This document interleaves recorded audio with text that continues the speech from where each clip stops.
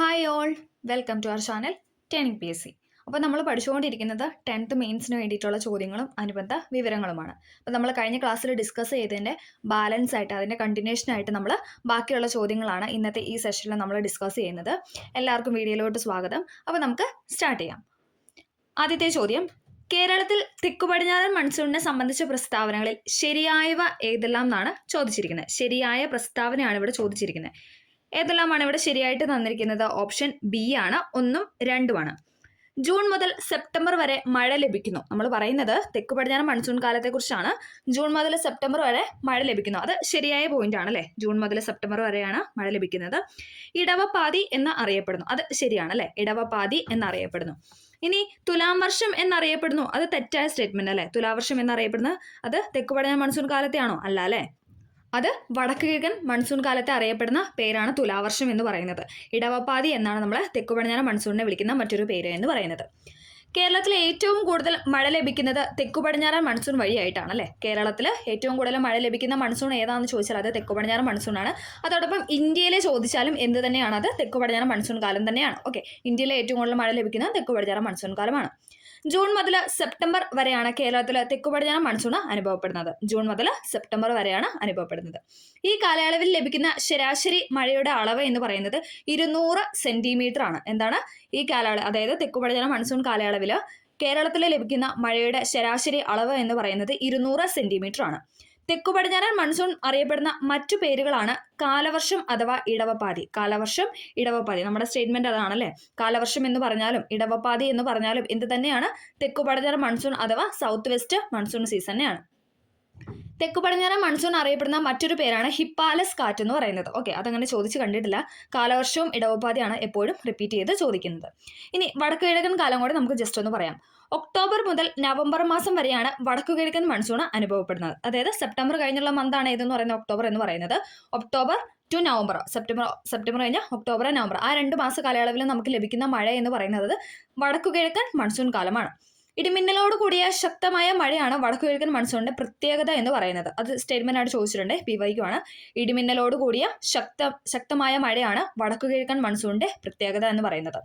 ഈ കാലയളവിൽ ലഭിക്കുന്ന ശരാശരി മഴ എന്ന് പറയുന്നത് 50 സെന്റിമീറ്റർ ആണ്. ഓക്കെ, 50 സെന്റിമീറ്റർ മഴയാണ് നമുക്ക് വടക്കു കിഴക്കൻ മൺസൂൺ അഥവാ നോർത്ത് ഈസ്റ്റ് മൺസൂൺ സീസണിലൂടെ കേരളത്തിൽ ലഭിക്കുന്ന ശരാശരി മഴയുടെ അളവെന്ന് പറയുന്നത്. വടക്കു കിഴക്കൻ മൺസൂൺ അറിയപ്പെടുന്ന മറ്റൊരു പേരാണ് തുലാവർഷം എന്ന് പറയുന്നത്. നമ്മുടെ സ്റ്റേറ്റ്മെന്റിൽ അല്ലെ, മൂന്നാമത്തെ തെറ്റായിട്ടാണ് തന്നിരിക്കുന്നത് അല്ലെ. എന്താണ്? വടക്കു കിഴക്കൻ മൺസൂണിന്റെ പേരാണ് ഇത് തുലാവർഷം എന്ന് പറയുന്നത്. ഒക്ടോബർ ചൂട് എന്നും അറിയപ്പെടുന്നു അല്ലെ. നമുക്ക് ആ ഒരു പേര് വെച്ചിട്ട് കണക്ട് ചെയ്യാം. ഒക്ടോബർ ടു നവംബർ ആണല്ലോ, ഒക്ടോബർ നവംബർ മാസം ആയതുകൊണ്ട് ഒക്ടോബർ ചൂട് എന്ന് നമുക്ക് വടക്കു കിഴക്കൻ മൺസൂണിന്റെ മറ്റൊരു പേരാണ്. ഓക്കെ, അപ്പോൾ ആ 2 പോയിന്റ് ഒന്ന് ഓർക്കുക. തെക്കു പടിഞ്ഞാറൻ മൺസൂൺ കാലം എന്ന് പറയുന്നതാണ് കാലവർഷം അഥവാ ഇടവപ്പാതി. 200 സെന്റിമീറ്റർ മഴ ലഭിക്കുന്നു. പിന്നെ എന്താണ്? കേരളത്തിൽ ഏറ്റവും കൂടുതൽ മഴ ലഭിക്കുന്നു. അതോടൊപ്പം ഇന്ത്യയിൽ ഏറ്റവും കൂടുതൽ മഴ ലഭിക്കുന്നത് തെക്കു പടിഞ്ഞാറൻ മൺസൂൺ വഴിയാണ്. ഇനി അതേസമയം വടക്കു കിഴക്കൻ മൺസൂൺ ഏറ്റവും കൂടുതൽ ലഭിക്കുന്നത് തമിഴ്നാട്, ആ ഒരു മേഖലയാണ്. ഓക്കെ, തമിഴ്നാട്ടിലൊക്കെ ഏറ്റവും കൂടുതൽ മഴ ലഭിക്കുന്ന ഏതാണെന്ന് ചോദിച്ചാൽ അത് വടക്കു കിഴക്കൻ മൺസൂൺ കാലഘട്ടത്തിലാണ്. അടുത്ത ചോദ്യം, നിലവിൽ കേരളത്തിലെ ഏറ്റവും വലിയ ജില്ല ഏതാണ്? എല്ലാവർക്കും അറിയാം അല്ലെ, ഇടുക്കിയാണ് അല്ലെ. പാലക്കാടായിരുന്നു. അതിനുശേഷം എന്താണ്? 2021 സെപ്റ്റംബർ ആയപ്പോഴത്തേക്ക് അത് മാറ്റി. ഇപ്പം നിലവിലെ കേരളത്തിലെ ഏറ്റവും വലിയ ജില്ല എന്ന് പറയുന്നത് ഇടുക്കി ജില്ലയാണ്. കേരളത്തിലെ ഏറ്റവും ജനസാന്ദ്രത കുറഞ്ഞ ജില്ലയാണ് ഏതെന്ന് പറയുന്നത്? ഇടുക്കി എന്ന് പറയുന്നത്. ജനസാന്ദ്രത കുറഞ്ഞ ജില്ലയാണ് ഇടുക്കി. ഇനി കൂടിയത് ചോദിച്ചാലോ? അത് തിരുവനന്തപുരമാണ് അല്ലെ, ജനസാന്ദ്രത കൂടിയത്. ഇനി ജനസംഖ്യ ആണെങ്കിൽ അത് മലപ്പുറമാണ്. ഓക്കെ, അത് മാറിപ്പോകാതെ പഠിക്കുക. ഇതിൽ ഏറ്റവും ജനസാന്ദ്രത കുറഞ്ഞ ജില്ലയാണ് ഏത്? ഇടുക്കി എന്ന് പറയുന്നത്. ജനസാന്ദ്രത കൂടിയത് തിരുവനന്തപുരമാണ്. ജനസംഖ്യ കൂടിയത് ചോദിക്കുന്നത് മലപ്പുറമാണ്. ജസ്റ്റ് ഒന്ന് പറഞ്ഞു തന്നേ ഉള്ളൂ. നമുക്ക് ഇടുക്കി ജില്ലയുടെ കുറച്ച് വിശേഷണങ്ങളൊന്ന് ജസ്റ്റ് നോക്കാം. ഓക്കെ, കുടിയേറ്റക്കാരുടെ ജില്ല എന്നറിയപ്പെടുന്നത് ഇടുക്കി ജില്ലയാണ്. കുടിയേറ്റക്കാരുടെ ജില്ല എന്നറിയപ്പെടുന്നത് ഇടുക്കിയാണ്. കേരളത്തിന്റെ സുഗന്ധവ്യഞ്ജനങ്ങളുടെ തോട്ടം അല്ലെങ്കിൽ സുഗന്ധവ്യഞ്ജന കലവറ എന്നൊക്കെ അറിയപ്പെടുന്ന ജില്ലയാണ് ഇത് ഇടുക്കി എന്ന് പറയുന്നത്. കേരളത്തിന്റെ സുഗന്ധവ്യഞ്ജന തോട്ടം അല്ലെങ്കിൽ സുഗന്ധവ്യഞ്ജന കലവറ എന്നറിയപ്പെടുന്ന ജില്ലയാണ് ഇതെന്ന് പറഞ്ഞ ഇടുക്കി എന്ന് പറയുന്നത്. കേരളത്തിന് പവർ ഹൗസ് എന്നറിയപ്പെടുന്ന ഏത് തന്നെയാണ്? അത് ഇടുക്കി ജില്ലയാണ്. കേരളത്തിന്റെ പവർ ഹൗസ് എന്നറിയപ്പെടുന്നത് ഇടുക്കി ജില്ലയാണ്. കേരളത്തിലെ പഴക്കൂട എന്ന വിശേഷണമുള്ള ജില്ലയാണ് ഇടുക്കി എന്ന് പറയുന്നത്. കേരളത്തിലെ പഴക്കൂട എന്ന വിശേഷണമുള്ള ജില്ലയാണ് ഇടുക്കി എന്ന് പറയുന്നത്. പറയാനാണെങ്കിൽ നമുക്ക് കുറേ പോയിന്റ്സ് ഉണ്ട് അല്ലേ, പക്ഷെ നമുക്ക് റിപ്പീറ്റ് ചെയ്ത് എക്സാമിനൊക്കെ ചോദിക്കുന്നതായ കുറച്ച് പോയിന്റ്സ് ആണ് നമ്മൾ പറഞ്ഞത്. ഓക്കെ, ഇടുക്കി ജില്ലയുടെ ആസ്ഥാനം ചോദിച്ചാൽ അത് പൈനാവാണ്. ഓക്കെ, ഇടുക്കി ജില്ലയുടെ ആസ്ഥാനം എന്ന് പറയുന്നത് പൈനാവാണ്. പിന്നെ നിലവിൽ എപ്പോഴും ചോദിക്കുന്ന ഒരു ചോദ്യമാണ് കേരളത്തിലെ ഏറ്റവും വലിയ ജില്ല എന്ന് പറയുന്നത് അത് ഇടുക്കി ജില്ലയാണ്. അടുത്തത്, വരയാടിനെ അല്ലെങ്കിൽ നീലഗിരി താർ സംരക്ഷിക്കാൻ പ്രൊജക്ട് നീലഗിരി താർ പദ്ധതി ആരംഭിച്ച സംസ്ഥാനം ഏതാണെന്നാണ് ചോദിക്കുന്നത്. ഏതാണ്? ഓപ്ഷൻ എ ആണ്, തമിഴ്നാടാണ് അല്ലെ. വരയാടിനെ സംരക്ഷിക്കാൻ പ്രൊജക്ട് നീലഗിരി താർ പദ്ധതി ആരംഭിച്ച സംസ്ഥാനമാണേത്? തമിഴ്നാട് എന്ന് പറയുന്നത്. അടുത്തത്, കേരളത്തിലെ സ്കൂൾ ബസ്സുകൾ ട്രാക്ക് ചെയ്യാൻ രക്ഷിതാക്കൾക്ക് മോട്ടോർ വാഹന വകുപ്പ് ആരംഭിച്ച മൊബൈൽ ആപ്ലിക്കേഷൻ ഏതാണെന്നാണ് ചോദിച്ചിരിക്കുന്നത്. ഏതാണ്? ഓപ്ഷൻ സി, വിദ്യാവാഹനാണ് അല്ലെ. വിദ്യാവാഹൻ, ആ പേരിനെ നമുക്ക് കണക്ട് ചെയ്യാം, വിദ്യാവാഹൻ. കേരളത്തിലെ സ്കൂൾ ബസ്സുകൾ ട്രാക്ക് ചെയ്യാൻ രക്ഷിതാക്കൾക്ക് മോട്ടോർ വാഹന വകുപ്പ് ആരംഭിച്ച മൊബൈൽ ആപ്ലിക്കേഷനാണ് വിദ്യാവാഹൻ എന്ന് പറയുന്നത്. എല്ലാ ആദിവാസികൾക്കും അടിസ്ഥാന രേഖകൾ നൽകുന്ന ഇന്ത്യയിലെ ആദ്യത്തെ ജില്ല ഏതാണെന്നാണ് ചോദിക്കുന്നത്. ഏതാണ്? ഓപ്ഷൻ എ, വയനാടാണ്.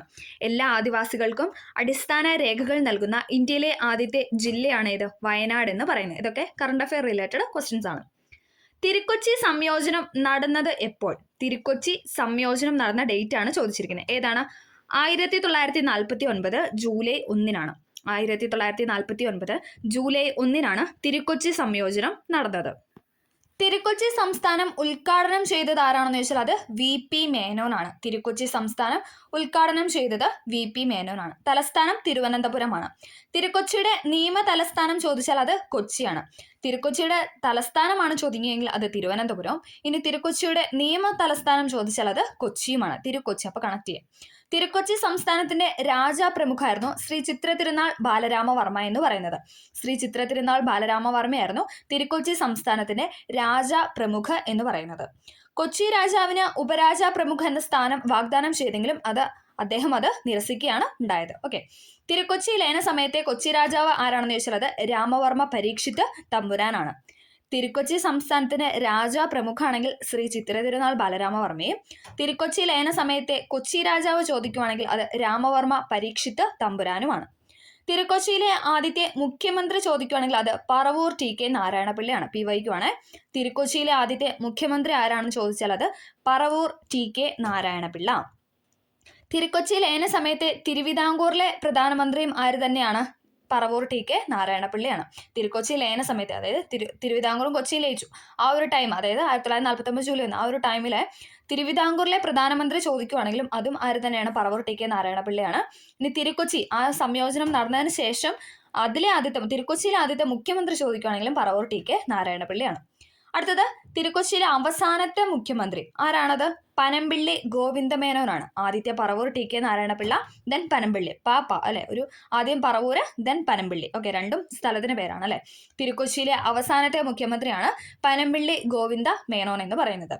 തിരുക്കൊച്ചി ലയന സമയത്തെ കൊച്ചിയിലെ പ്രധാനമന്ത്രി ഇക്കണ്ട വാര്യരായിരുന്നു. നമ്മൾ പറഞ്ഞു തിരുക്കൊച്ചി ലയന സമയത്തെ തിരുവിതാംകൂറിലെ പ്രധാനമന്ത്രി ആരായിരുന്നു? പറവൂർ TK നാരായണപിള്ള. ഇനി ആ സമയത്ത് കൊച്ചിയിലെ പ്രധാനമന്ത്രി ചോദിക്കുകയാണെങ്കിൽ അത് ഇക്കണ്ട വാര്യര്. തിരുക്കൊച്ചിയിലെ ആദ്യത്തെ മുഖ്യമന്ത്രി ചോദിക്കുകയാണെങ്കിൽ അത് പറവൂർ. നമ്മൾ പറഞ്ഞു പറവൂറും പനമ്പള്ളി. ഇതിൽ പറവൂർ TK നാരായണപിള്ള ആയിരുന്നു ആദ്യത്തെ മുഖ്യമന്ത്രി. അവസാനത്തെ മുഖ്യമന്ത്രി എന്ന് പറയുന്നത് പനമ്പിള്ളി ഗോവിന്ദ മേനോനാണ്. ഓക്കെ, അവർ 4 പേരൊന്ന് കണക്ട് ചെയ്ത് വെക്കാം. അടുത്ത പോയിന്റ്, തിരുക്കൊച്ചി നിയമസഭയുടെ ആദ്യത്തെ സ്പീക്കർ ആയിരുന്നു TM വർഗീസ് എന്ന് പറയുന്നത്. ജസ്റ്റ് ഒന്ന് ഓർത്ത് വെച്ചാൽ മതി. തിരുക്കൊച്ചി നിയമസഭയുടെ ആദ്യത്തെ സ്പീക്കറാണ് ചോദിക്കുന്നതെങ്കിൽ അത് TM വർഗീസ് ആണ്. TM വർഗീസ്. തിരുക്കൊച്ചി സംയോജനത്തിന്റെ വിശദ വിവരങ്ങൾ പഠിക്കാനായി നിയമിച്ച കമ്മിറ്റിയാണ് ബക്ക് കമ്മിറ്റി എന്ന് പറയുന്നത്. Buck committee. തിരുക്കൊച്ചി സംയോജനത്തിന്റെ വിശദ വിവരങ്ങൾ പഠിക്കാനായി നിയമിച്ച കമ്മിറ്റിയാണ് ബക്ക് കമ്മിറ്റി എന്ന് പറയുന്നത്. തിരുക്കൊച്ചി ലയനത്തെ എതിർത്ത് നിലവിൽ വന്ന കൊച്ചിൻ പാർട്ടിയുടെ പ്രധാന നേതാക്കളായിരുന്നു CV ഉണ്ണിയും കുഞ്ഞിരാമ മേനോനും എന്ന് പറയുന്നത്. അങ്ങനെ ചോദിച്ച് കണ്ടിട്ടില്ല. തിരുക്കൊച്ചി ലയനത്തെ എതിർത്ത് നിലവിൽ വന്ന കൊച്ചിൻ പാർട്ടിയുടെ പ്രധാന നേതാക്കളാണ് CV ഉണ്ണി എന്ന് പറയുന്നത്, കുഞ്ഞിരാമ മേനോനും. ഇനി നമുക്ക് ജസ്റ്റ് തിരുക്കൊച്ചിയിലെ മുഖ്യമന്ത്രിമാരെ ജസ്റ്റ് ഒന്ന് നോക്കാം. നമ്മൾ പറഞ്ഞായിരുന്നു ആദ്യത്തെ മുഖ്യമന്ത്രി പറവൂർ TK നാരായണപിള്ള, അവസാനത്തേത് പനമ്പിള്ളി ഗോവിന്ദമേനോൻ. അതിൻ്റെ ഇടയിൽ ഉള്ളവരും കൂടെ നമുക്ക് ജസ്റ്റ് നോക്കാം. ആദ്യത്തെ പറവൂർ TK നാരായണപിള്ള, രണ്ടാമത് കേശവൻ, മൂന്നാമത് AJ ജോൺ, നാലാമത് പട്ടം താണുപിള്ള, അഞ്ചാമതാണ് പനമ്പിള്ളി ഗോവിന്ദമേനോൻ എന്ന് പറയുന്നത്. അതിൽ ഒന്നാമത്തേതും അഞ്ചാമത്തെയും, ആദ്യത്തേതും അവസാനത്തെയും പഠിക്കാം. പറവൂർ TK നാരായണപിള്ള, അവസാനത്തേത് പനമ്പിള്ളി ഗോവിന്ദമേനോൻ. 1956 നവംബർ 1 എന്താ സംഭവിച്ചേ? കേരളം എന്ന സംസ്ഥാനം നിലവിൽ വന്നല്ലേ. 1956 നവംബർ 1 കേരള സംസ്ഥാനം നിലവിൽ വന്നു. കേരള സംസ്ഥാനം രൂപീകരിക്കുമ്പോൾ ജില്ലകളുടെ എണ്ണം എത്രയായിരുന്നു? ഒന്ന് പറഞ്ഞേ, എത്ര എണ്ണം ഉണ്ടായിരുന്നു? 5 ജില്ലകളാണല്ലോ ഉണ്ടായിരുന്നത്. ഏതൊക്കെയായിരുന്നു? തിരുവനന്തപുരം, കൊല്ലം, കോട്ടയം, തൃശ്ശൂർ, മലബാർ. മലബാർ എന്ന ജില്ലയും ഉണ്ടായിരുന്നു. ഓക്കെ, തിരുവനന്തപുരം, കൊല്ലം, കോട്ടയം, തൃശ്ശൂർ, മലബാർ എന്നീ 5 ജില്ലകളായിരുന്നു 1956 നവംബർ 1 കേരള സംസ്ഥാനം നിലവിൽ വന്നപ്പോൾ ഉണ്ടായിരുന്ന ജില്ലകളുടെ എണ്ണം എന്ന് പറയുന്നത്. 5 Thiruvananthapuram, Kollam, Kottayam, Thrissur, Malabar. 10th prelims last ഫേസിൽ ചോദിച്ച ഒരു ക്വസ്റ്റ്യൻ ആയിരുന്നു. കേരള സംസ്ഥാന രൂപീകരണത്തെ തുടർന്ന് കേരളത്തിൽ നിന്ന് മദ്രാസിലേക്ക് കൂട്ടിച്ചേർത്ത സ്ഥലങ്ങൾ ഏതൊക്കെയായിരുന്നു പറഞ്ഞ സ്റ്റേറ്റ്മെന്റ് തന്നായിരുന്നു അല്ലെ. ഏതൊക്കെയാണ്? തോവാള, അഗസ്തീശ്വരം, കൽക്കുളം, വിളവൻകോട്, ചെങ്കോട്ടയിലെ ചില ഭാഗങ്ങൾ. ഏതൊക്കെയാണ്? തോവാള, അഗസ്തീശ്വരം, കൽക്കുളം, വിളവൻകോട്, ചെങ്കോട്ടയുടെ ചില ഭാഗങ്ങളായിരുന്നു കേരള സംസ്ഥാന രൂപീകരണത്തിൽ, അതായത് 1956 നവംബർ 1 ആ ഒരു ടൈമിൽ കേരളത്തിൽ നിന്ന് മദ്രാസിലേക്ക് കൂട്ടിച്ചേർത്ത സ്ഥലങ്ങൾ എന്ന് പറയുന്നത്. മദ്രാസിലേക്ക് കൂട്ടിച്ചേർത്ത സ്ഥലങ്ങളാണ് തോവാള, അഗസ്തീശ്വരം, കൽക്കുളം, വിളവൻകോട്, ചെങ്കോട്ടയുടെ ചില ഭാഗങ്ങൾ എന്ന് പറയുന്നത്. ഇനി നേരെ മറിച്ച്, അതായത് നേരെ തിരിച്ച് മദ്രാസിൽ നിന്ന് കേരളത്തിലോട് കൂട്ടിച്ചേർത്ത താലൂക്കാണ് ദേവികുളം താലൂക്ക് എന്ന് പറയുന്നത്. മദ്രാസിൽ നിന്ന് കേരളത്തിലേക്ക് കൂട്ടിച്ചേർത്ത താലൂക്കാണ് ഇത് ദേവികുളം താലൂക്ക് എന്ന് പറയുന്നത്. മൈസൂരിൽ നിന്ന് കേരളത്തിലോട് കൂട്ടിച്ചേർത്ത്, മൈസൂരിൽ നിന്ന് കേരളത്തിലേക്ക് കൂട്ടിച്ചേർത്തതാണ് ദക്ഷിണ കാനറയുടെ ഭാഗമായ കാസർഗോഡ്, ഹോസ്ദുർഗ എന്നീ താലൂക്കുകൾ. ഏതൊക്കെയാണ്? കാസർഗോഡ്, ഹോസ്ദുർഗ എന്നീ താലൂക്കുകൾ മൈസൂരിൽ നിന്ന് കേരളത്തിലേക്ക് കൂട്ടിച്ചേർത്തതാണ്. മദ്രാസിൽ നിന്ന് കേരളത്തിലോട്ട് കൂട്ടിച്ചേർത്ത ദേവികുളം താലൂക്കാണ്. ഇനി കേരളത്തിൽ നിന്ന് എങ്ങോട്ടാണ്? മദ്രാസിലേക്ക് കൊടുത്തു. നമ്മൾ അങ്ങോട്ട് കൊടുത്താണ് തോവാള, അഗസ്തീശ്വരം, കൽക്കുളം, വിളവൻകോട്, ചെങ്കോട്ടയുടെ ചില ഭാഗങ്ങൾ എന്ന് പറയുന്നത്. ഓക്കെ, അതൊന്ന് ഓർത്തു വയ്ക്കാം. 1956 നവംബർ 1 കേരള സംസ്ഥാനം നിലവിൽ വന്നു. സംസ്ഥാനത്തിന്റെ തലവനായി രാജപ്രമുഖന് പകരം ഗവർണർ വന്നു. അന്ന് എന്താണ് ഉണ്ടായത്? രാജപ്രമുഖായിരുന്നു. അതിന് പകരം കേരളം നിലവിൽ വന്നപ്പോൾ എന്താണ്? ഗവർണർ എന്ന സ്ഥാനം വന്നു, അതായത് ഗവർണർ വന്നു. 1957 ജനുവരി 1 മലബാർ ജില്ലയെ വിഭജിച്ചുകൊണ്ട് പാലക്കാട്, കോഴിക്കോട്, കണ്ണൂർ ജില്ലകൾ നിലവിൽ വന്നു. നമ്മൾ പറഞ്ഞു അല്ലെ, 5 ജില്ലകളാണ് ഉണ്ടായിരുന്നത്. തിരുവനന്തപുരം, പിന്നെ ഏതൊക്കെയാണ്? കൊല്ലം, കോട്ടയം, മലബാർ, പിന്നെ തൃശ്ശൂർ. അതിൽ നമ്മൾ മലബാർ എന്താ ചെയ്തേ? മലബാറിനെ നമ്മൾ വിഭജിച്ചു. മലബാറിനെ വിഭജിച്ചിട്ട് പാലക്കാട്, കോഴിക്കോട്, കണ്ണൂർ അങ്ങനെ 3 ജില്ലകളാക്കി. മലബാറിനെ വിഭജിച്ചിട്ട് പാലക്കാട്, കോഴിക്കോട്, കണ്ണൂർ ഇങ്ങനെ 3 ജില്ലകൾ 1957 ജനുവരി 1 ഏതാണ് അല്ലെ. നവംബർ 5 ദെൻ ഡിസംബർ, ജനുവരി 1 ആയപ്പോൾ തന്നെ എന്താണ് 3 ജില്ലകളെ നമ്മൾ കൊണ്ടുപോകുന്നു അല്ലെ. പാലക്കാട്, കോഴിക്കോട്, കണ്ണൂർ. ഓക്കെ, അപ്പൊ ഇത്രയും കാര്യങ്ങൾ ഒന്ന് ഓർത്തു വയ്ക്കാം. അടുത്ത ചോദ്യം, യുനെസ്കോയുടെ ലോക പൈതൃക പട്ടികയിൽ ഉൾപ്പെടുത്തിയ 2ാമത്തെ കേരളീയ കലാരൂപം ഏതാണെന്നാണ് ചോദിക്കുന്നത്. ഏതാണ്? ഓപ്ഷൻ ഡി മുടിയേറ്റ് ആണ് അല്ലേ. യുനെസ്കോയുടെ ലോക പൈതൃക പട്ടികയിൽ ഉൾപ്പെടുത്തിയ 2ാമത്തെ കേരളീയ കലാരൂപമാണ് മുടിയേറ്റ് എന്ന് പറയുന്നത്. ലോക പൈതൃക പട്ടികയിൽ ഉൾപ്പെടുത്തിയ ആദ്യത്തെ കേരളീയ കലാരൂപം ചോദിച്ചാലോ അത് കൂടിയാട്ടമാണ് അല്ലേ. ലോക പൈതൃക പട്ടികയിൽ യുനെസ്കോ അംഗീകരിച്ച ആദ്യത്തെ ഭാരതീയ നൃത്തരൂപമാണ് കൂടിയാട്ടം എന്ന് പറയുന്നത്. 2ാമത്തെ കേരളീയ കലാരൂപമാണ് ഏത്? മുടിയേറ്റ് എന്ന് പറയുന്നത്. യുനെസ്കോ പൈതൃക പട്ടികയിൽ കൂടിയാട്ടത്തെ ഉൾപ്പെടുത്തിയ വർഷം ചോദിച്ചാൽ അത് 2001 2001 ഏതെന്ന് പറയുന്നത് കൂടിയാട്ടത്തെ യുനെസ്കോയുടെ പൈതൃക പട്ടികയിൽ ഉൾപ്പെടുത്തിയത്. ഇനി മുടിയേറ്റ് ചോദിച്ചാൽ അത് 2010 അല്ലേ. മുടിയേറ്റ് ഉൾപ്പെടുത്തിയത് 2010. മുടിയേറ്റിലെ പ്രസിദ്ധമായ ചടങ്ങാണ് കളമെഴുത്ത് എന്ന് പറയുന്നത്. മുടിയേറ്റിലെ പ്രസിദ്ധമായ ചടങ്ങാണ് കളമെഴുത്ത് എന്ന് പറയുന്നത്. കളമെഴുത്തിന്റെ 5 വർണ്ണങ്ങളാണ് വെളുപ്പ്, കറുപ്പ്, ചുവപ്പ്, പച്ച, മഞ്ഞ എന്ന് പറയുന്നത്. ഏതൊക്കെയാണ്? റെഡ് ഉണ്ട്, ഗ്രീൻ ഉണ്ട്, yellow, black, white. Black, white, red, green, yellow. വെളുപ്പ്, കറുപ്പ്, ചുവപ്പ്, പച്ച, മഞ്ഞ എന്നീ നിറങ്ങളാണ് കളമെഴുത്തിലെ 5 വർണ്ണങ്ങൾ എന്ന് പറയുന്നത്. മുടിയേറ്റിലെ പ്രസിദ്ധമായ ചടങ്ങാണ് കളമെഴുത്ത് എന്ന് പറയുന്നത്. ഓക്കെ, അത്രയും കാര്യങ്ങൾ അതുമായിട്ട് ബന്ധപ്പെട്ട് ഓർത്തു വയ്ക്കുക. അടുത്തത്, നിബന്ധമാല എന്ന കൃതി രചിച്ചത് ആരാണ്? നിബന്ധമാല എന്ന കൃതി രചിച്ചത് ഓപ്ഷൻ സി ആണ്, വിഷ്ണുകൃഷ്ണ ചിപ്ലുങ്കർ ആണ്. എപ്പോഴും ചോദിക്കുന്നതാണ്. നിബന്ധമാല എന്ന കൃതി രചിച്ചത് വിഷ്ണുകൃഷ്ണ ചിപ്ലുങ്കർ ആണ്.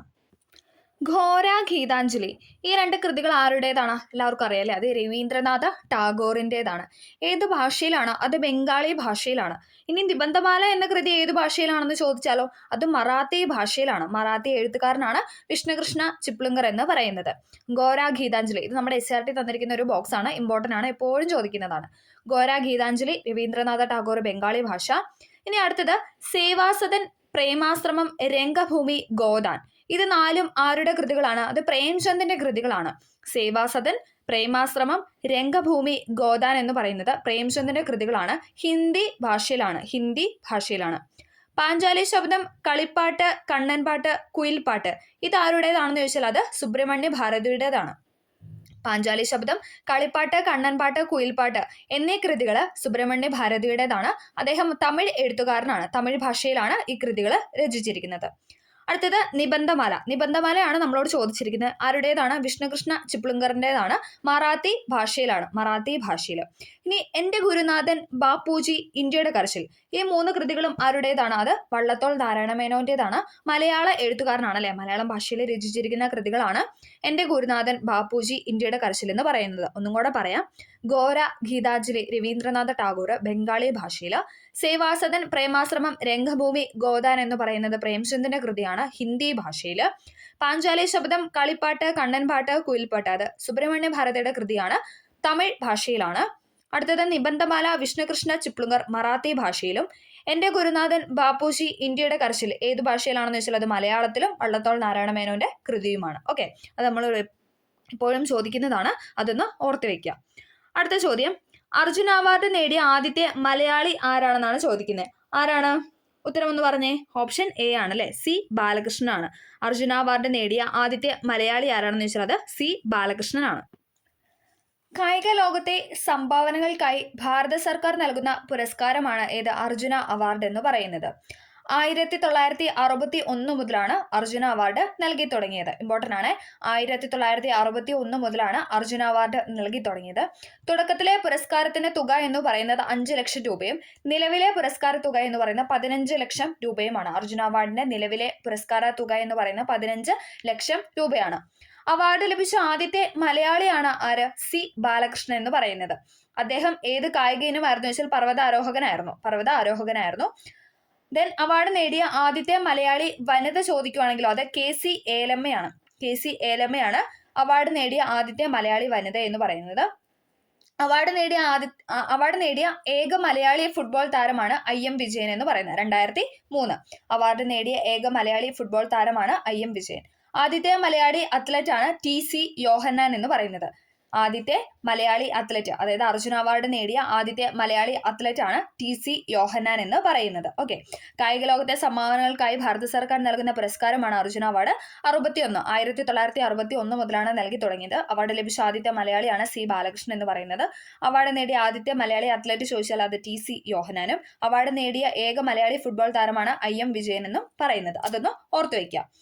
ഇനി ഇന്ത്യയിലെ പരമോന്നത കായിക ബഹുമതി ചോദിച്ചാൽ അത് മേജർ ധ്യാൻചന്ദ് ഖേൽരത്ന പുരസ്കാരമാണ്. ഇന്ത്യയിലെ പരമോന്നത കായിക ബഹുമതി ഏതാണെന്ന് ചോദിച്ചാൽ അത് മേജർ ധ്യാൻചന്ദ് ഖേൽരത്ന പുരസ്കാരമാണ്. മികച്ച കായിക താരങ്ങൾക്ക് കേരള സർക്കാർ നൽകുന്ന പുരസ്കാരമാണ് ഏത്? GV രാജ പുരസ്കാരം എന്ന് പറയുന്നത്. എപ്പോഴും GV രാജയെ പറ്റി ചോദിക്കാറുണ്ട്. അപ്പൊ നമുക്ക് അതും കൂടെ ഒന്ന് ജസ്റ്റ് നോക്കാം.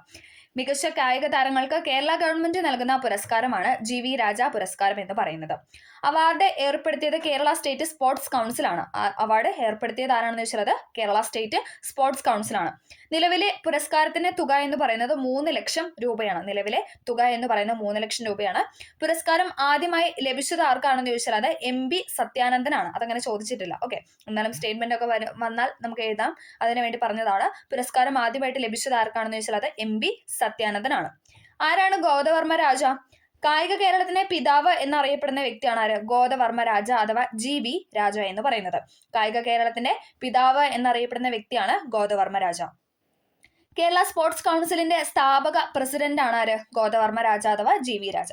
കേരള സ്പോർട്സ് കൗൺസിലിന്റെ സ്ഥാപക പ്രസിഡന്റ് ആണ് GV രാജ. GV രാജയുടെ ജന്മദിനമാണ് സംസ്ഥാനത്ത് കായിക ദിനമായിട്ട് ആചരിക്കുന്നത്. അതെന്താണ്? ഒക്ടോബർ 13 GV രാജയുടെ ജന്മദിനമായ ഒക്ടോബർ 13 നമ്മൾ കേരള സംസ്ഥാന കായിക ദിനമായിട്ട് ആചരിക്കുന്നത്. കേരള വിനോദസഞ്ചാരത്തിന്റെ പിതാവ് കൂടിയാണ് ആര്? ഗോദവർമ്മ രാജ എന്ന് പറയുന്നത്. ഇതൊക്കെ സ്റ്റേറ്റ്മെന്റ് ആയിട്ട് വന്നിട്ടുണ്ട്. കേരളത്തിന്റെ വിനോദസഞ്ചാരത്തിന്റെ പിതാവ്, കായിക കേരളത്തിന്റെ പിതാവ്, ഇതൊക്കെ നമുക്ക് സ്റ്റേറ്റ്മെന്റ് രൂപേണ തന്നിട്ടുണ്ട്.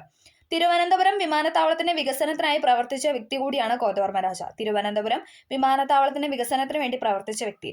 തിരുവനന്തപുരം ടെന്നീസ് ക്ലബ്ബ് രൂപീകരണത്തിന് മുഖ്യ പങ്ക് വഹിച്ച വ്യക്തി. GV രാജ സ്പോർട്സ് സ്കൂള് സ്ഥിതി ചെയ്യുന്ന എവിടെയാണെന്ന് വെച്ചാൽ അത് എവിടെയാണ്? അത് തിരുവനന്തപുരത്താണ്.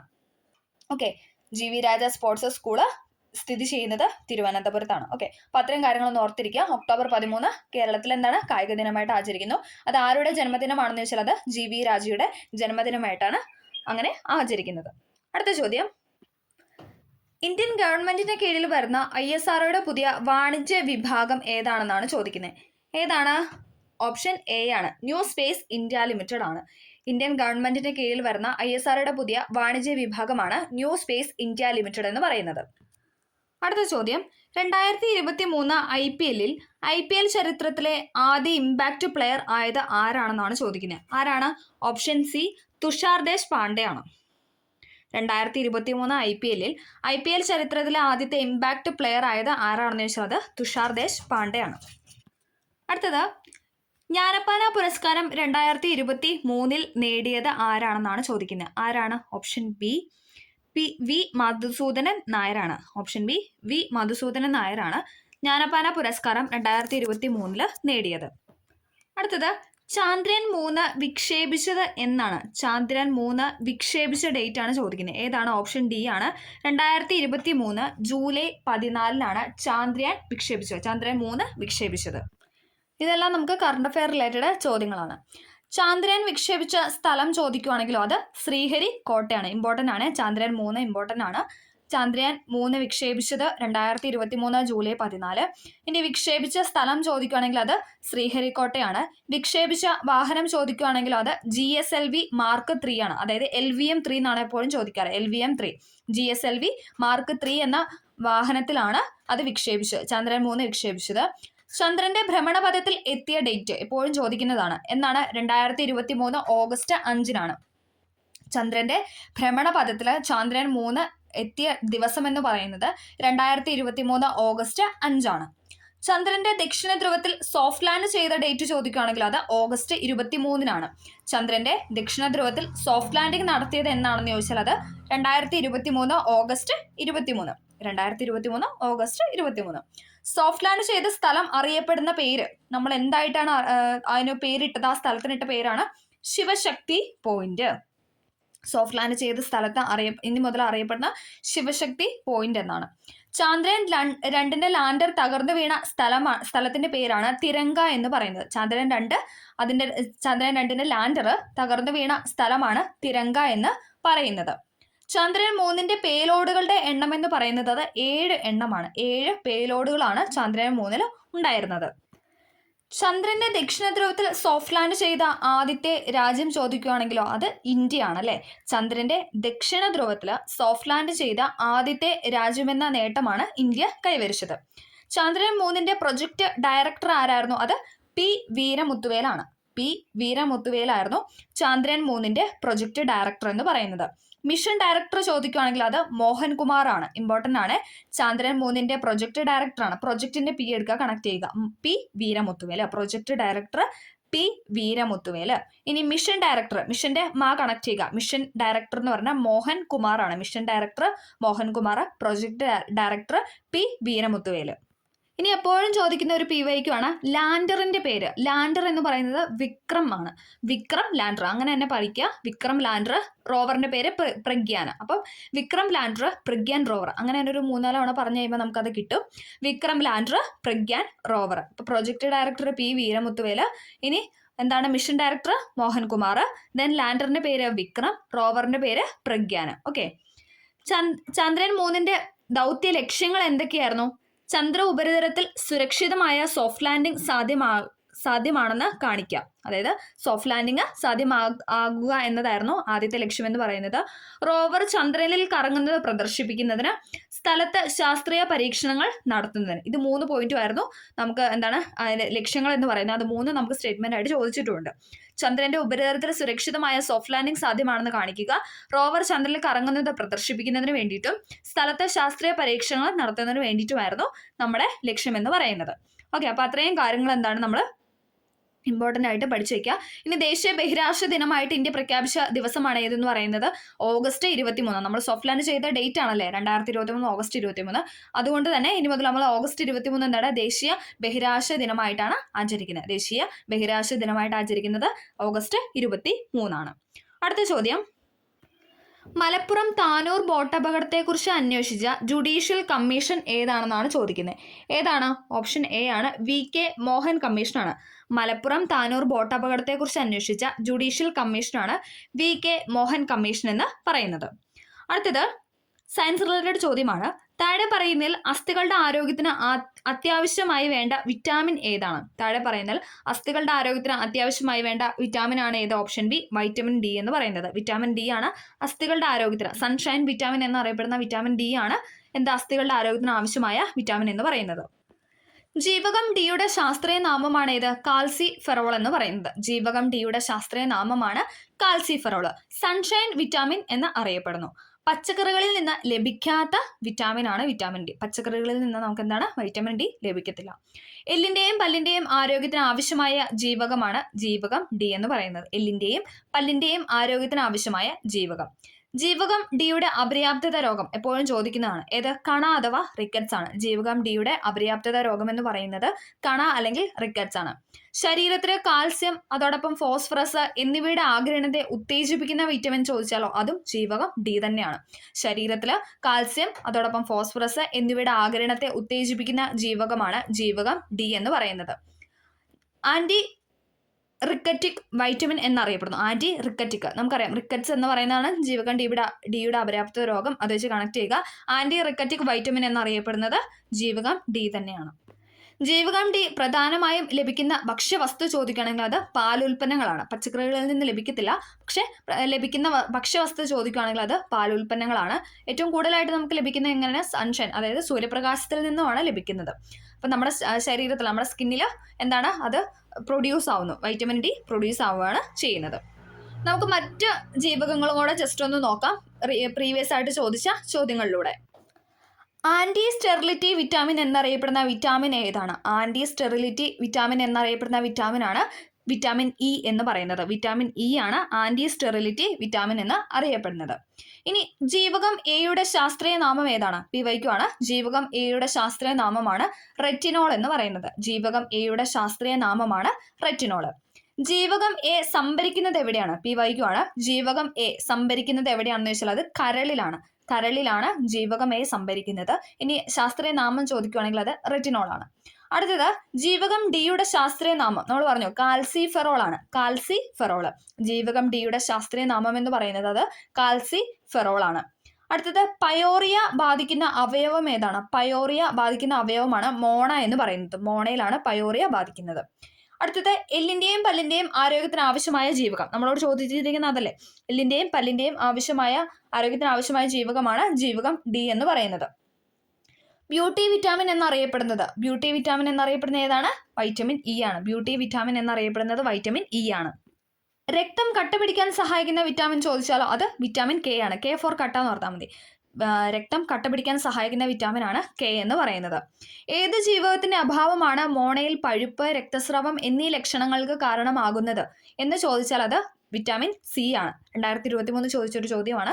ഏത് ജീവകത്തിന്റെ അഭാവം മൂലമാണ് മോണയിലെ പഴുപ്പ്, രക്തസ്രാവം എന്നീ ലക്ഷണങ്ങൾ ഉണ്ടാകുന്നത് എന്ന് ചോദിച്ചാൽ അത് വിറ്റാമിൻ സിയുടെ കുറവ് മൂലമാണ്. വിറ്റാമിൻ സിയുടെ കുറവ് മൂലം.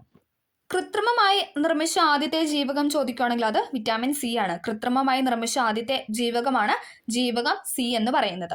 യുവത്വം നിലനിർത്താൻ സഹായിക്കുന്ന ജീവകമാണെങ്കിലോ അതും വിറ്റാമിൻ സി തന്നെയാണ്. യുവത്വം നിലനിർത്താൻ സഹായിക്കുന്ന ജീവകമാണ് ജീവകം സി എന്ന് പറയുന്നത്. ജീവകം സിയുടെ ശാസ്ത്രീയ നിയമമാണ് അസ്കോർബിക് ആസിഡ്. ജീവകം സി അസ്കോർബിക് ആസിഡ് ആ ഒരു സാ വെച്ചിട്ട് കണക്ട് ചെയ്യുക. Ascorbic vitamin C. ഓക്കെ, ഇതൊക്കെ റിപ്പീറ്റ് ചെയ്ത് ചോദിക്കുന്ന ചോദ്യങ്ങളാണ്.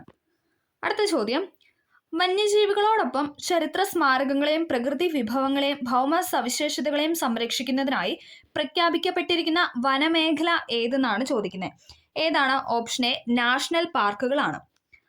വന്യജീവികളോടൊപ്പം ചരിത്ര സ്മാരകങ്ങളെയും പ്രകൃതി വിഭവങ്ങളെയും ഭൗമ സവിശേഷതകളെയും സംരക്ഷിക്കുന്നതിനായി പ്രഖ്യാപിക്കപ്പെട്ടിരിക്കുന്ന വനമേഖലയാണ് നാഷണൽ പാർക്ക് എന്ന് പറയുന്നത്.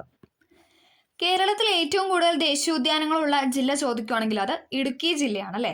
കേരളത്തിൽ ഏറ്റവും കൂടുതൽ ദേശീയോദ്യാനങ്ങളുള്ള ജില്ലയാണ് ഇടുക്കി എന്ന് പറയുന്നത്. കേരളത്തിലെ ഏറ്റവും ചെറിയ ദേശീയോദ്യാനം ചോദിക്കുകയാണെങ്കിൽ അത് പാമ്പാടും ചോലയാണ്. കേരളത്തിലെ ഏറ്റവും ചെറിയ ദേശീയോദ്യാനം എന്ന് പറയുന്നത് അത് പാമ്പാടും ചോലയും. ഇനി വലിയ ദേശീയോദ്യാനം ചോദിക്കുകയാണെങ്കിൽ അത് ഇരവികുളവുമാണ്. രണ്ടും റിപ്പീറ്റ് ചെയ്യുന്ന ചോദ്യമാണ്. കേരളത്തിലെ ദേശീയോദ്യാനങ്ങളുടെ എണ്ണം എന്ന് പറയുന്നത് 6 എണ്ണമാണ്. കേരളത്തിലെ ദേശീയോദ്യാനങ്ങളുടെ എണ്ണം എന്ന് പറയുന്നത് 6 എണ്ണമാണ്. പി എസ് സിയുടെ ഉത്തരം എന്ന് പറയുന്നത് 5 ആണ്. നമ്മൾ അത് പഠിച്ചു വെച്ചാൽ മതി. ഓക്കെ, പി എസ് സിയുടെ ഉത്തരസൂചികയിൽ നൽകുന്നത് 5 എണ്ണമാണ്. ഓക്കെ, അതിൽ 4 എണ്ണം എവിടെ തന്നെയാണ്? അത് ഇടുക്കി ജില്ലയിലാണ്. നമുക്ക് അതൊക്കെ ജസ്റ്റ് ഒന്ന് പറയാം. കേരളത്തിലെ ദേശീയോദ്യാനങ്ങളാണ് ഇരവികുളം ദേശീയോദ്യാനം, പെരിയാർ ദേശീയോദ്യാനം, സൈലന്റ് വാലി, മതികെട്ടാൻ ചോല, ആനമുടി ചോല, പാമ്പാട് ചോല. അതിൽ സൈലന്റ് വാലി ഒഴികെ ബാക്കി ഉള്ള 4 എണ്ണം എവിടെ തന്നെയാണ്? അതെല്ലാം സ്ഥിതി ചെയ്യുന്നത് ഇടുക്കി ജില്ലയിലാണ്. ഇരവികുളം ഉണ്ട്, പെരിയാറുണ്ട്, മതികെട്ടാൻ ചോല, ആനമുടി ചോല, അതോടൊപ്പം പാമ്പാടും ചോല. സൈലന്റ് വാലി എന്ന് പറയുന്നത് പാലക്കാട് ജില്ലയിലാണ്. സൈലന്റ് വാലി എന്ന് പറയുന്നത് പാലക്കാട് ജില്ലയിലാണ്. പക്ഷെ നമുക്ക് കേരള പി എസ് സിയുടെ ഉത്തരസൂചികയിലെ ദേശീയോദ്യാനങ്ങളുടെ എണ്ണം എന്ന് ചോദിച്ചാൽ അത് 5 എണ്ണമാണ്. 5 എണ്ണമാണ്. ഓക്കെ, അത്രയും കാര്യങ്ങളൊന്ന് ഓർത്തിരിക്കാം. അടുത്ത ചോദ്യം, താഴെ പറയുന്നതിൽ ഏത് കാർഷിക വിളയിൽ പെടുന്നതാണ് വെള്ളായണി ഹ്രസ്വ എന്ന് പറയുന്നത്? ഏതാണ്? ഓപ്ഷൻ ബി കിഴങ്ങു വർഗ്ഗമാണ്. വെള്ളായണി ഹ്രസ്വ എന്ന് പറയുന്നത് കിഴങ്ങു വർഗ്ഗത്തിൽ പെടുന്ന കാർഷിക വിളയാണ്. അടുത്ത ചോദ്യം, വിസർജ്യ വസ്തുക്കളുടെ സാന്നിധ്യം മൂലം മലിനമാക്കപ്പെട്ട കുടിവെള്ളം ഉപയോഗിക്കുന്നതിലൂടെ ഉണ്ടാകുന്ന രോഗം ഏതാണെന്നാണ് ചോദിച്ചിരിക്കുന്നത്. ഏതാണ്? ഓപ്ഷൻ ഡി ഡയേറിയ ആണ്. വിസർജ്യ വസ്തുക്കളുടെ സാന്നിധ്യം മൂലം മലിനമാക്കപ്പെട്ട കുടിവെള്ളം ഉപയോഗിക്കുന്നതിലൂടെ ഉണ്ടാകുന്ന രോഗമാണ് ഡയേറിയ എന്ന് പറയുന്നത്. ജലത്തിലൂടെ പകരുന്ന മറ്റു രോഗങ്ങളാണ് ഏതൊക്കെ? കോളറ, ടൈഫോയിഡ്, ഹെപ്പറ്റൈറ്റിസ്, എലിപ്പനി, വയറുകടി, പോളിയോ മൈലൈറ്റിസ് എന്ന് പറയുന്നത്. ഇതൊക്കെ എന്താണ്? ജലത്തിലൂടെ പകരുന്ന രോഗങ്ങളാണ്. വായുവിലൂടെ പകരുന്ന രോഗം ചോദിച്ചാലോ? ജലദോഷം, വസൂരി, വില്ലൻ ചുമ, മുണ്ടിനീര്, ന്യൂമോണിയ, ചിക്കൻ പോക്സ്, മീസിൽസ്, ക്ഷയം, ഇൻഫ്ലുവൻസ, ആന്ത്രാക്സ്, ഡിഫ്തീരിയ എന്നൊക്കെ പറയുന്നത് വായുവിലൂടെ പകരുന്ന രോഗങ്ങളാണ്. ഇമ്പോർട്ടൻ്റ് ആണ്. അതിൽ ജലദോഷം, വസൂരി, പിന്നെ വില്ലൻ ചുമ, ന്യൂമോണിയ, ഇൻഫ്ലുവൻസ, ക്ഷയം, ഡിഫ്തീരിയ, ഇത്രയും കാര്യങ്ങളൊന്ന് ഓർത്തിരിക്കുക. ഇതൊക്കെ നമുക്ക് കണക്ട് ചെയ്യാവുന്നുള്ളൂ. ഇതെല്ലാം എന്താണ്? വായുവിലൂടെ പകരുന്ന രോഗമാണ്. അടുത്തത് കൊതുക് മുഖേന പരത്തുന്ന രോഗങ്ങളാണ് മന്ത്, ജപ്പാൻ ജ്വരം, ഡെങ്കിപ്പനി, ചിക്കൻ ഗുനിയ, യെല്ലോ ഫീവർ എന്നൊക്കെ പറയുന്നത്. കൊതുക് മുഖേന പകരുന്ന രോഗങ്ങളാണ് മന്ത്, ജപ്പാൻ ജ്വരം, ഡെങ്കിപ്പനി, ചിക്കൻ ഗുനിയ, യെല്ലോ ഫീവർ എന്നൊക്കെ പറയുന്നത്. ഓക്കെ, അപ്പോൾ അത്രയും കാര്യങ്ങളൊന്ന് ഓർത്ത് വയ്ക്കുക. അടുത്ത ചോദ്യം, മനുഷ്യ രക്തപര്യന വ്യവസ്ഥയുമായി ബന്ധപ്പെട്ട പ്രസ്താവനകൾ പരിശോധിച്ച് ചുവടെ നൽകിയിരിക്കുന്നവയിൽ നിന്നും ശരിയുത്തരം തിരഞ്ഞെടുക്കാനാണ് പറഞ്ഞിരിക്കുന്നത്. ശരിയുത്തരമാണ് ചോദിച്ചിരിക്കുന്നത്. ഏതാണ് ഇവിടെ ശരിയായിട്ട് നൽകിയിരിക്കുന്നത്? ഓപ്ഷൻ സി ആണ്. അതായത് പ്രസ്താവന 4 മാത്രമാണ് ഇവിടെ ശരിയായിട്ട് കൊടുത്തിരിക്കുന്നത്. ശ്വാസകോശ ധമനി അശുദ്ധ രക്തം വഹിക്കുന്നു. ശ്വാസകോശ ധമനി എന്താണ്? അശുദ്ധ രക്തമാണ് വഹിക്കുന്നത്. അതാണ് ഇവിടെ ശരിയായിട്ട് നൽകിയിരിക്കുന്ന പോയിന്റ് എന്ന് പറയുന്നത്.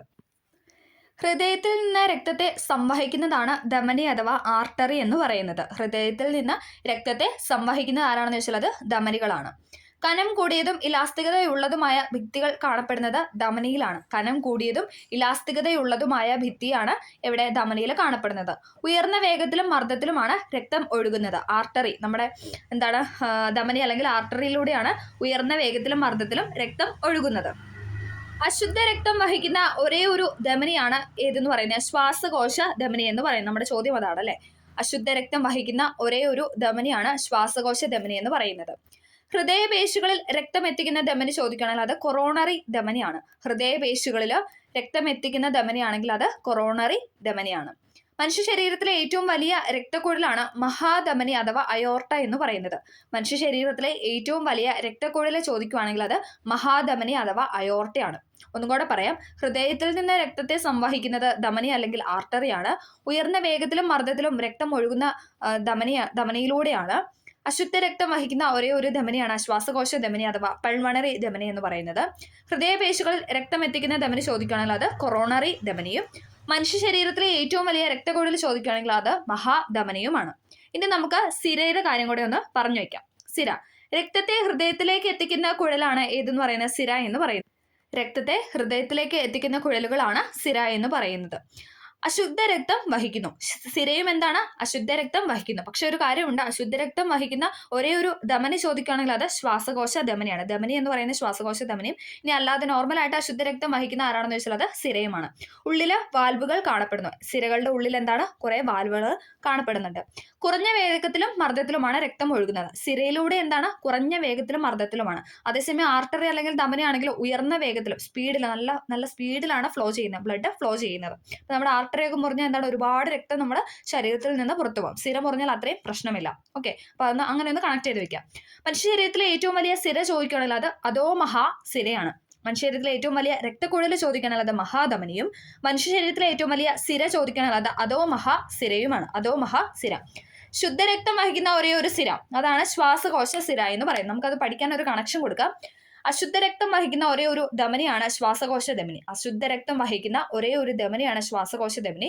ശുദ്ധരക്തം വഹിക്കുന്ന ഒരേ ഒരു സിരയാണ് ശ്വാസകോശ സിര. ആ പേരിൽ അങ്ങോട്ടും ഇങ്ങോട്ടും ധമനിയും സിരയും ഇട്ടാൽ മതി. ശുദ്ധരക്തം വഹിക്കുന്ന ഒരേ ഒരു സിരയാണ് ശ്വാസകോശ സിര എന്ന് പറയുന്നത്.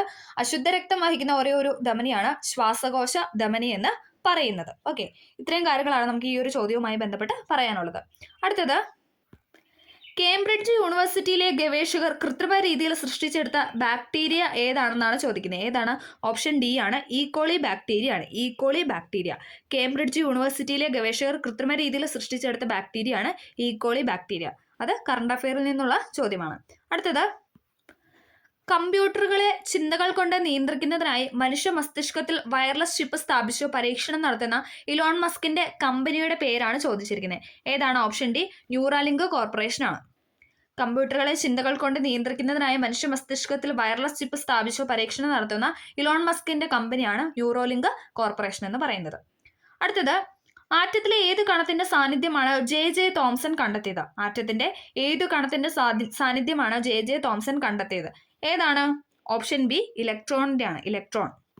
ഇലക്ട്രോണിനെ കണ്ടെത്തിയ വ്യക്തിയാണ് ആര്? ജെ തോംസൺ എന്ന് പറയുന്നത്. ആറ്റത്തിലുള്ള നെഗറ്റീവ് ചാർജുള്ള കണത്തിനെയാണ് ഇലക്ട്രോൺ എന്ന് പറയുന്നത്. ആറ്റത്തിലെ നെഗറ്റീവ് ചാർജുള്ള കണമാണ് ഏത്? ഇലക്ട്രോൺ എന്ന് പറയുന്നത്. ആറ്റത്തിന്റെ തണ്ണിമത്തൻ മാതൃക അല്ലെങ്കിൽ പ്ലം പുഡിംഗ് മാതൃക അവതരിപ്പിച്ച വ്യക്തിയാണ് ആര്? ജെ തോംസൺ എന്ന് പറയുന്നത്. എപ്പോഴും ചോദിക്കുന്നതാണ്. ആറ്റത്തിന്റെ പ്ലം പുഡിംഗ് മാതൃക കണ്ടെത്തിയ അല്ലെങ്കിൽ അവതരിപ്പിച്ച വ്യക്തി ആരാണെന്ന് ചോദിച്ചാൽ അത് ആരാണ്? ജെ തോംസൺ ആണ്. ഓക്കെ, അടുത്ത നമുക്ക് പറയാനുള്ളത് പോസിറ്റീവ് ചാർജുള്ള കണമാണ്. പോസിറ്റീവ് ചാർജുള്ള കണം കണ്ടുപിടിച്ചത് ആരാണ്? അത് റുദർഫോർഡ് ആണ്. ഏണസ്റ്റ് റുദർഫോർഡ് ആണ് പോസിറ്റീവ് ചാർജുള്ള കണത്തെ കണ്ടുപിടിച്ചത്. ആറ്റത്തിന് ഒരു കേന്ദ്ര ഭാഗമുണ്ടെന്നും മാസ് മുഴുവൻ കേന്ദ്രീകരിച്ചിരിക്കുന്നത് എവിടെയാണ്? ആ കേന്ദ്രത്തിലാണെന്നും സമർത്ഥിച്ച ശാസ്ത്രജ്ഞനാണ് ഏണസ്റ്റ് റുദർഫോർഡ് എന്ന് പറയുന്നത്. ആറ്റത്തിന് എന്താണ്? ഒരു കേന്ദ്രമുണ്ടെന്നും മാസ് മുഴുവൻ കേന്ദ്രീകരിച്ചിരിക്കുന്നത് ആ കേന്ദ്രത്തിലാണെന്നും സമർത്ഥിച്ച ശാസ്ത്രജ്ഞനാണ് ആര്? ഏണസ്റ്റ് റുദർഫോർഡ് എന്ന് പറയുന്നത്. ആറ്റത്തിന്റെ കേന്ദ്രഭാഗം അറിയപ്പെടുന്നതാണ് ഏത്? ന്യൂക്ലിയസ് എന്ന്. ആറ്റത്തിന്റെ കേന്ദ്രഭാഗത്തെയാണ് ന്യൂക്ലിയസ് എന്ന് പറയുന്നത്. ആറ്റത്തിന് ഒരു കേന്ദ്രഭാഗമുണ്ടെന്നും അത് അവിടെയാണ് എന്തെന്ന് പറയുന്നത്? മാസ് മുഴുവൻ കേന്ദ്രീകരിച്ചിരിക്കുന്നത് എന്ന് പറഞ്ഞ വ്യക്തിയാണ് ആര്? ഏണസ്റ്റ് റുദർഫോർഡ് എന്ന് പറയുന്നത്. അടുത്ത നമുക്ക് പറയാനുള്ളത് ന്യൂട്രോണിനെ പറ്റിയാണ്. ന്യൂട്രോൺ കണ്ടുപിടിച്ചത് ആരാണ്? ചാർജ് ഇല്ലാത്ത കണമാണ് ന്യൂട്രോൺ എന്ന് പറയുന്നത്. ജെയിംസ് ചാഡ്വിക് ആണ് ന്യൂട്രോൺ കണ്ടെത്തിയത്. ന്യൂട്രോൺ കണ്ടെത്തിയത് ആരാണെന്ന് ചോദിച്ചാൽ ജെയിംസ് ചാഡ്വിക് ആണ്. നമ്മൾ പറഞ്ഞു ഇലക്ട്രോൺ കണ്ടെത്തിയത് ആരാണ്? അത് ജെ തോംസൺ ആണ്. പ്രോട്ടോൺ, അതായത് പോസിറ്റീവ് കണമുള്ള ചാർജാണ് പ്രോട്ടോൺ എന്ന് പറയുന്നത്. പ്രോട്ടോൺ കണ്ടെത്തിയത് ആരാണെന്ന് ചോദിച്ചാൽ അത് ഏണസ്റ്റ് റുദർഫോർഡ് ആണ്. ഇനി ന്യൂട്രോൺ കണ്ടെത്തിയത് ആരാണെന്ന് വെച്ചാൽ അത് ജെയിംസ് ചാഡ്വിക് ആണ്. James Chadwick. അടുത്തത്, തന്നിരിക്കുന്നതിൽ ക്രിസ്റ്റൽ ആകൃതി ഇല്ലാത്ത കാർബണിന്റെ രൂപാന്തരം ഏതാണെന്നാണ് ചോദിച്ചിരിക്കുന്നത്. ഏതാണ്? ഓപ്ഷൻ സി, കൽക്കരിയാണ്. കാർബണിന്റെ ക്രിസ്റ്റൽ ആകൃതി ഇല്ലാത്ത രൂപാന്തരമാണ് കൽക്കരി എന്ന് പറയുന്നത്. അടുത്തത്, ഒരു ലോഹധാതുവിനെ അയിരായി പരിഗണിക്കുന്നതിന് അതിനുണ്ടായിരിക്കേണ്ട സവിശേഷതകളെ കുറിച്ച് കൊടുത്തിട്ടുള്ള പ്രസ്താവനകളിൽ ശരിയായ പ്രസ്താവന ഏതെല്ലാം എന്നാണ് ചോദിച്ചിരിക്കുന്നത്. ഏതാണ്? ഓപ്ഷൻ ഡി ആണ് ഇവിടെ ശരിയായിട്ട് കൊടുത്തിരിക്കുന്നത്. 2, 3 ശരിയാണ്. ലോഹത്തിന്റെ അംശം കൂടുതൽ ഉണ്ടായിരിക്കും എന്ന് പറയുന്നു. അത് ശരിയാണ്. ലോഹത്തിന്റെ അംശം കൂടുതൽ ഉണ്ടായിരിക്കും. എളുപ്പത്തിലും ചിലവ് കുറഞ്ഞ രീതിയിലും ലോഹം എടുക്കാവുന്നതാവണം. അതും ശരിയായിട്ടുള്ള പോയിന്റാണ്. എളുപ്പത്തിലും ചിലവ് കുറഞ്ഞ രീതിയിലും ലോഹം എടുക്കാവുന്നതാകണം എന്ന് പറയുന്നതും ശരിയാണ്.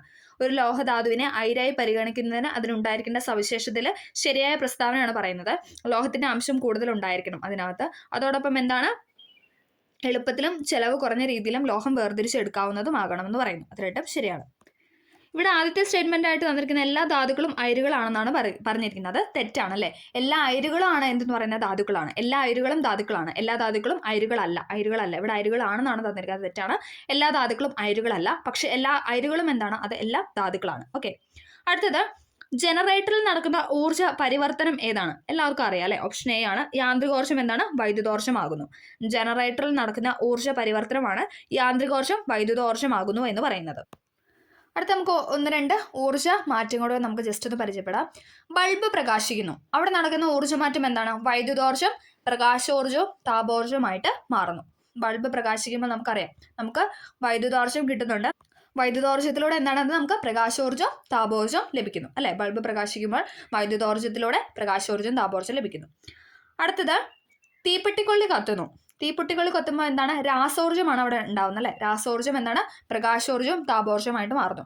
അടുത്ത ഡൈനാമോയുടെ പ്രവർത്തനം ചോദിക്കുകയാണെങ്കിൽ അത് യാന്ത്രികോർജ്ജം വൈദ്യുതോർജ്ജമായിട്ട് മാറുന്നു. ഡൈനാമോയുടെ പ്രവർത്തനം എപ്പോഴും ചോദിക്കുന്നതാണ്. ഡൈനാമോ എന്ന് പറയുന്നത് യാന്ത്രികോർജ്ജം വൈദ്യുതോർജ്ജമാവുന്നു. നമ്മളോട് ചോദിച്ചിരിക്കുന്ന വൈദ്യുത ജനറേറ്റർ ആണ് എന്താണ് യാന്ത്രികോർജ്ജം വൈദ്യുതോർജ്ജമായിട്ട് മാറുന്നു. വൈദ്യുത ജനറേറ്റർ എന്ന് പറയുമ്പോൾ യാന്ത്രികോർജ്ജം വൈദ്യുതോർജ്ജമാകുന്നു. അടുത്ത ഫാനിന്റെ ചോദിക്കുകയാണല്ലോ. ഫാൻ എന്ന് പറയുമ്പോൾ നമ്മൾ എന്താണ് സ്വിച്ച് ഇടുന്നു അല്ലെ. സ്വിച്ച് ഇടുമ്പോൾ എന്താണ് വൈദ്യുതി അവിടെ ഉണ്ടാകുന്നു. വൈദ്യുതി ഉണ്ടെങ്കിലാണ് കറണ്ട് ഉണ്ടെങ്കിലാണ്. അപ്പോൾ വൈദ്യുതോർജ്ജം എന്താണ് യാന്ത്രികോർജ്ജമായിട്ട് മാറുന്നു. യാന്ത്രികോർജ്ജമായിട്ട് മാറുന്നു. ഇസ്തിരിപ്പെട്ടി ചോദിക്കുകയാണെങ്കിലോ അതും എന്താണ് നമ്മൾ സ്വിച്ച് ഇട്ട് അല്ലെ നമുക്ക് കറണ്ട് മുഖേന കിട്ടുന്നതാണ്. അപ്പം വൈദ്യുതോർജ്ജം എന്താണ് താപോർജ്ജം. അവിടെ നമുക്ക് ചൂടല്ലേ ലഭിക്കുന്നത്, താപം ലഭിക്കുന്നു. അപ്പം താപോർജ്ജമായിട്ട് മാറുന്നു. മൈക്രോഫോൺ ചോദിക്കുകയാണെങ്കിലോ മൈക്രോഫോൺ എന്താണ് ശബ്ദോർജ്ജത്തെ വൈദ്യുതോർജ്ജമായിട്ട് മാറ്റുന്നു. മൈക്രോഫോണിന്റെ ഊർജ്ജമാറ്റമാണ് ശബ്ദോർജ്ജം എന്താണ് വൈദ്യുതോർജ്ജമായിട്ട് മാറ്റുന്നു. ലൗഡ് സ്പീക്കർ ചോദിക്കുകയാണെങ്കിലോ അത് നേരെ തിരിച്ച് വൈദ്യുതോർജ്ജം ശബ്ദോർജ്ജമായിട്ട് മാറ്റുന്നു. ലൗഡ് സ്പീക്കർ ആണെങ്കിൽ വൈദ്യുതോർജ്ജം ശബ്ദോർജ്ജമായിട്ട് മാറ്റുന്നു. മൈക്രോഫോൺ ആണെങ്കിൽ ശബ്ദോർജ്ജം വൈദ്യുതോർജ്ജമായിട്ട് മാറ്റുന്നു. ഇസ്തിരിപ്പെട്ടി ആണെങ്കിൽ വൈദ്യുതോർജ്ജം താപോർജ്ജമായിട്ട് മാറ്റുന്നു. ഫാൻ ആണെങ്കിൽ വൈദ്യുതോർജ്ജം യാന്ത്രികോർജ്ജമായിട്ട് മാറ്റുന്നു. വൈദ്യുത ജനറേറ്റർ ആണെങ്കിൽ യാന്ത്രികോർജ്ജം വൈദ്യുതോർജ്ജമായിട്ട് മാറ്റുന്നു. ഡൈനാമോ ആണെങ്കിലോ യാന്ത്രികോർജ്ജം വൈദ്യുതോർജ്ജമായിട്ട് മാറ്റുന്നു. അടുത്തത് ശ്രവണബോധം ഉളവാക്കാൻ കഴിയുന്ന ഊർജ്ജ രൂപമാണ് ശബ്ദം. ശബ്ദത്തെ സംബന്ധിച്ച് തന്നിരിക്കുന്ന പ്രസ്താവനകളിൽ ശരിയായവ തിരഞ്ഞെടുക്കാനാണ് പറഞ്ഞിരിക്കുന്നത്. ഏതാണ് ഇവിടെ ശരിയായിട്ട് കൊടുത്തിരിക്കുന്നത്? ഓപ്ഷൻ ബി ആണ്. 1ഉം 2ഉം ശരിയാണ്.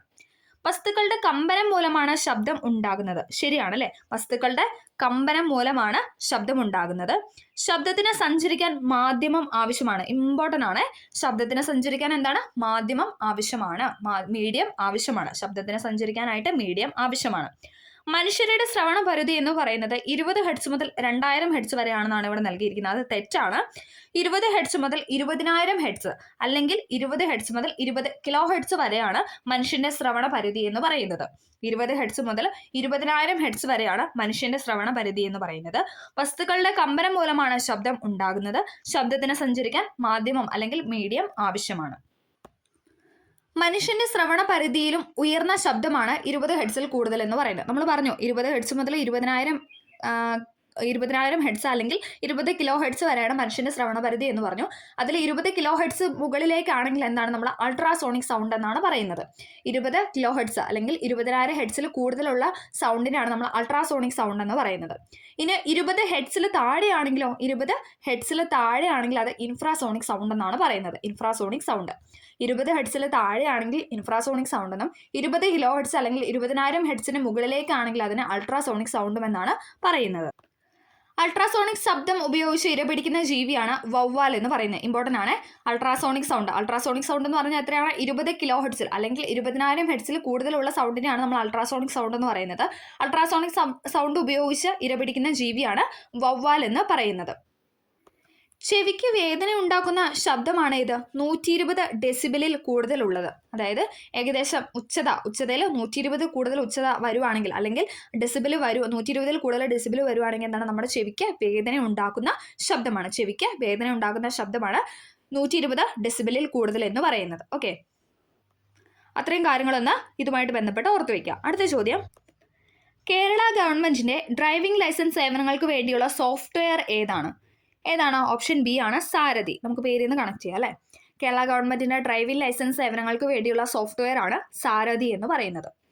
ഏത് മേഖലയിലുള്ളവർക്കാണ് രാഷ്ട്രീയ വിജ്ഞാൻ പുരസ്കാരം നൽകപ്പെടുന്നത്?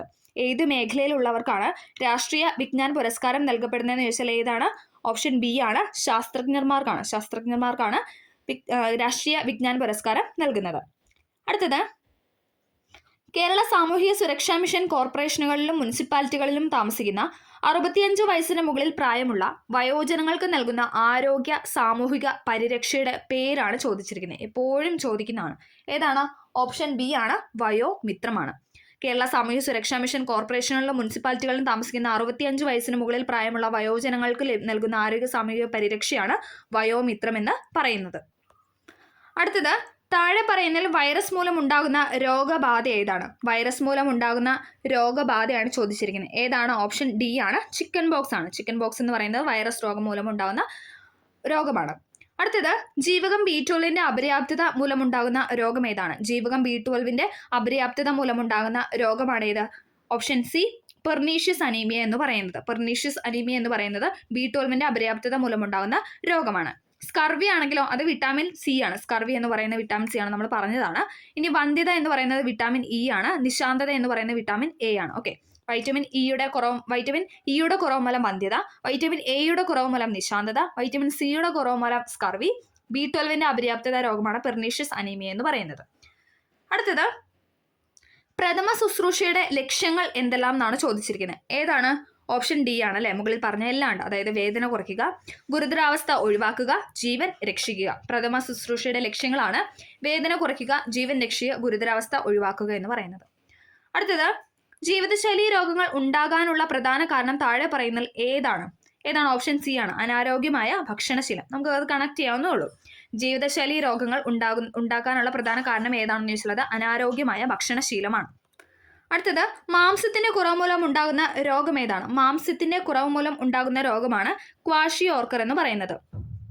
മാംസത്തിന് കുറവ് മൂലം ഉണ്ടാകുന്ന രോഗമാണ് ക്വാഷിയോർക്കർ. COVID-19 കാരണമായ രോഗാണുക്കൾ ഏതു വർഗത്തിൽ പെടുന്നു? ഏതാണ്? ഓപ്ഷൻ എ ആണ് അല്ലെ, വൈറസ് രോഗം. നമുക്കറിയാം വൈറസ്, COVID-19 വൈറസ് അല്ലെ, കൊറോണ വൈറസ് എന്നല്ല നമ്മൾ പറയുന്നത്. അപ്പോൾ COVID-19 കാരണമായ രോഗാണുക്കൾ ഏത് വർഗത്തിലാണെന്ന് വെച്ചുള്ളത് വൈറസ് രോഗമാണ്. മാരകമായ അസുഖങ്ങൾ കാരണം ദുരിതം അനുഭവിക്കുന്ന 18 വയസ്സിൽ താഴെ പ്രായമുള്ള കുട്ടികൾക്ക് സൗജന്യ ചികിത്സ നൽകുന്ന കേരള സർക്കാരിന്റെ പദ്ധതി. റിപ്പീറ്റ് ക്വസ്റ്റൻ ആണ്. ഏതാണ്? ഓപ്ഷൻ ബി താലോലമാണ്. മാരകമായ അസുഖങ്ങൾ കാരണം ദുരിതം അനുഭവിക്കുന്ന 18 വയസ്സിൽ താഴെ പ്രായമുള്ള കുട്ടികൾക്ക് സൗജന്യ ചികിത്സ നൽകുന്ന കേരള സർക്കാരിന്റെ പദ്ധതിയാണ് താലോലം എന്ന് പറയുന്നത്. അടുത്ത ചോദ്യം, വില്ലൻ ചുമയ്ക്ക് കാരണമാകുന്ന രോഗകാരി ഏതാണ്? വില്ലൻ ചുമയ്ക്ക് കാരണമാകുന്ന രോഗകാരിയാണ് ഏത്? ഓപ്ഷൻ എ ബോർഡറ്റുല പെർട്ടോസിസ് എന്ന് പറഞ്ഞ ബോർഡറ്റുല പെർട്ടോസിസ് ആണ് വില്ലൻ ചുമയ്ക്ക് കാരണമാകുന്ന രോഗകാരി എന്ന് പറയുന്നത്. അടുത്തത് ചിക്കൻ ബോക്സിൽ പ്രതിരോധിക്കാനുള്ള വാക്സിൻ ഏതാണ്? ചിക്കൻ ബോക്സിന്റെ പ്രതിരോധത്തിനുള്ള വാക്സിൻ ആണ് ചോദിച്ചിരിക്കുന്നത്. ഏതാണ്?